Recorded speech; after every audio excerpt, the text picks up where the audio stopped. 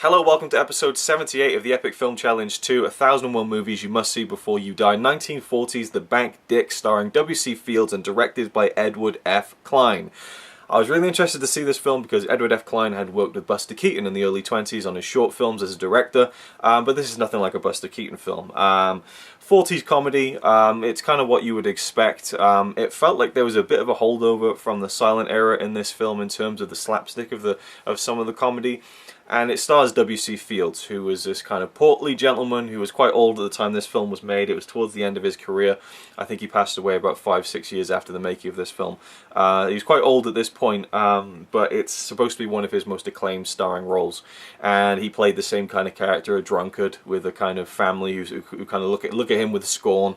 You know, he has a wife who doesn't care about him that much, a mother-in-law who doesn't approve of him, and he has kids who don't like him. You know, and he's this drunkard, this layabout basically, who's always going out and getting drunk and all that kind of stuff.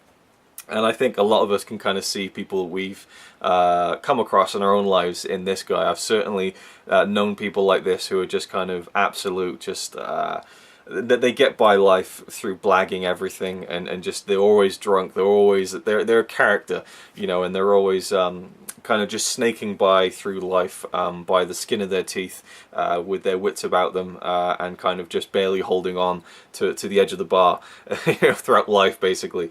And W.C. Fields, he definitely fits the role of this character. I did read that he was an alcoholic before this, and he was trying to get back on track and get his movie career back going around this time that this film was made. So it doesn't surprise me how easily he sold the character of someone who is an alcoholic, basically. And the story of the film is set in this small town, and there's a bank robbery, and he kind of just stumbles across the robbers who end up kind of falling over, and everyone thinks that he has kind of saved the day, and his character's name is Susse. And so they think that Mr. Susse has apprehended these criminals, and he just kind of goes along with it, like, yeah, I stopped these guys. And he becomes this small-time hero. The manager of the bank counts him the Bank Dick, or the Bank Detective. In the UK, the film was called The Bank Detective, and I can see why, because in the UK, Dick, you know, means dick. Well, I suppose even back in the earlier days in the UK, Dick was seen as short for Richard, things like that. But I'm sure that's the reason they changed the name, was to not confuse anyone. So he's going to be the detective of the bank, which is ridiculous because he's a bumbling fool who's always drunk and always drinking and will not stop drinking. And that's where I suppose the comedy is supposed to come from. Now, this film was up and down for me. I was enjoying it, I thought it was dragging, I was enjoying it, I thought it wasn't funny, and then I was enjoying it again and laughing out loud towards the end. So it's kind of an up and down ride. I loved the first 15 minutes because it almost felt like a whole other movie could have happened from those first 15 minutes. He's in a bar at the beginning, W.C. Fields' character, Susse, and this film producer walks in and he's like, oh man, the director's drunk, we came down to this small town, we got 36 hours to get this picture done, and the director's off his trolley, you know, we need to do something. And Susse, you know, being Susse, you know, it's just, you know, takes a drink and he's like, wow, you know, I used to work with Sennett back in the day, I directed Chaplin and Keaton and Arbuckle and all that. And he's like, really, you have? And he's like, yeah, sure. So this producer takes Susse to the film set, and he's like, all our problems are solved. This guy's going to make the picture. And so they get the director off. They put Susse in the director's chair, and he's like, yeah, here's what you want to do. He's like, you're going to take the girl here, and you're going to do this, and you're going to do that. And I just thought, this is brilliant. You know, he's just completely winging it, and everyone's buying it. I couldn't wait to see the hilarity that was going to unfold, but it kind of ended prematurely, and that whole subplot kind of died until the very end of the film. And then it goes into the thing where he stops the robbery, and becomes the detective of the bank. And there's a whole other subplot that kind of drives the main part of the film, where his soon-to-be perhaps son-in-law, who is engaged to his daughter, he works at the bank as well.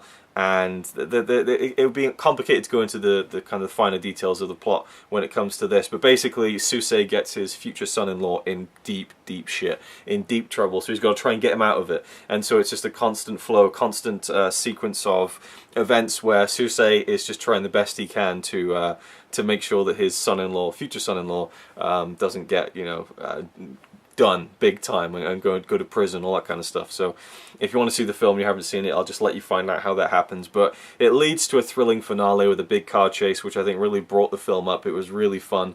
Some good kind of car action, but lots of just really funny gags as well. I mean, at one point, Susse's driving the car and it is just falling apart, and he's just it's just hilarious. He's like, step on the brakes, so he just steps on the brakes and the brakes just go through the foot of the car, and he's like, well, they're no use now, you know. He's like, give me the wheel, so he takes the wheel off the car. There you go, isn't it no good to you though? And so kind of the lackadaisical nature of W.C. Fields' character, and I guess his persona in his films, was quite funny at times. Other times, it grated on me. It wasn't funny. You know, he'd be walking down the street and he'd be like, oh, hello, miss. And then he'd walk into a pole or something, and it wouldn't be funny, and you could tell it was telegraphed, you know. Just little things like that that were too slapstick for me, like too over the top. But then there were moments where it worked. So it was back and forth, and you know, it paid off sometimes. Other times it didn't. You know, definitely towards the last 20 minutes of the film, I think the film was at its funniest, which is probably what you want out of a comedy film. You want to be the funniest stuff, leave the best gags till the end. And there was a lot of good ones in there. Is it a great film? If you love his style, then definitely. But I didn't fall in love with it. I didn't. It wasn't my kind of humour. But it still worked quite a lot of the time. Is it a film you must see before you die? I'm going to say no. I just didn't think it was a remarkable film. I really enjoyed it. I laughed out loud. I certainly find that the character that W.C. Fields portrays is quite interesting. You know, I feel like it's a relatable character, you know, who you've seen before, and you know, it's seen in pubs and things like that. Just that guy who was always drunk and is always blagging it, you know, and that's basically what his character is. And the ending, the very end of the film was kind of a nice gag, but then like the final shot of the film didn't make any sense to me. I didn't know what the joke was, so that was lost on me. So I was kind of like, huh, at the end instead of ha ha ha. So that was kind of a bit of a sour note, but I still recommend it if you're a fan of old comedies. It's definitely one to check out, but it's not an essential film, so to me it's not a film you must see before you die. I can see why it's been put in there, and if it is kind of the high standard of his work, then you know, perhaps it is worthy of inclusion. So I certainly don't find the fact that it's in the book offensive in any way, but it just wasn't for me in terms of a must-watch film, but still quite enjoyable. Thanks for watching, and I'll see you in the next one.